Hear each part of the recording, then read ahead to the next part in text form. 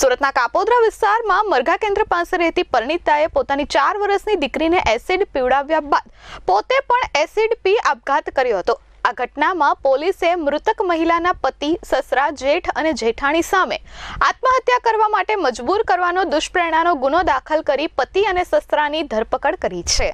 Kapodra police પાસેથી મળતી વિગતો મુજબ ગત તારીખ 10 સપ્ટેમ્બરના રોજ સાંજે 5 વાગે કાપોદ્રા મરઘા કેન્દ્ર પાસે શ્રીજી કૃપા સોસાયટીમાં રહેતી જ્યોતિ ઘનશ્યામ વિઠ્ઠલ જારખડેએ પોતે અને તેની દીકરી આરુષીને એસિડ પીવડાવી દેતા સારવાર માટે મનપા સંચાલિત સ્મીમેર હોસ્પિટલ ખસેડવામાં આવ્યા હતા। જ્યાં ટૂંકી સારવાર દરમિયાન મહિલા જ્યોતિનું મોત નીપજ્યું હતું તો દીકરીની તબિયત સારી હતી। ઘટનાની જાણ થતાં મહારાષ્ટ્રના બુલડાણાના ખાતગાંવના ઉમરા અટાડી ગામ ખાતે રહેતા તેમની માતા અરુણાબેન બાબુસિંહ સોળકે પરિવાર સાથે સુરત દોડી આવ્યા હતા।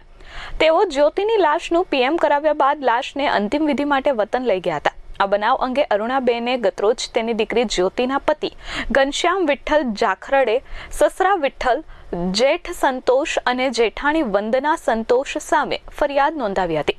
જેમાં તેઓએ જણાવ્યું હતું કે તેની દીકરી જ્યોતિના લગ્ન ઘનશ્યામ સાથે વર્ષ 2019માં થયા હતા। દાંપત્ય જીવન દરમિયાન 2 સંતાન હતા, જેમાં એક દીકરી આરુષી અને એક દીકરો રુદ્રાક્ષ હતો। લગ્નના 3 મહિના સુધી દીકરી જ્યોતિને સારી રીતે રાખ્યા બાદ તેના પતિ, સસરા, જેઠ જેઠાણી અવારનવાર નાની બાબતોમાં ઝઘડો કરી મારઝૂડ કરી શારીરિક માનસિક ત્રાસ આપતા હતા। બનાવના દિવસે પણ જ્યોતિએ ફોન કરી પતિ વિઠ્ઠલ મારઝૂડ કરતો હોવાનું કહ્યું હતું।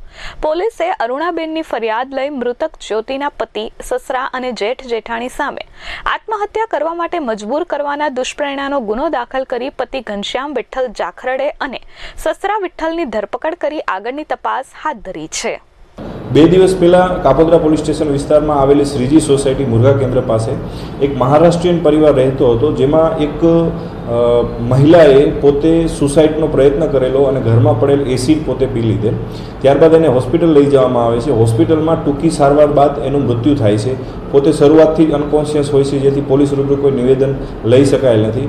ત્યારબાદ આ મહારાષ્ટ્રીયન ફેમિલીના પરિવારના જે પિયરના સભ્યોને બોલાવતા પિયરના સભ્યો ગઈકાલે આવેલા અને પોતે એવી જાહેરાત પોલીસ સમક્ષ કરેલી કે ભાઈ અમારી દીકરી છેલ્લા 5 વર્ષથી આ વ્યક્તિ સાથે લગ્ન સંબંધમાં જોડાયેલી હતી, જેને 2 સંતાનો હતા। એ દીકરીને અસહ્ય ત્રાસ હતો અને શારીરિક તથા માનસિક ત્રાસના હિસાબે દીકરી અવારનવાર અમને ફોન કરતી, અમને જાણ કરતી।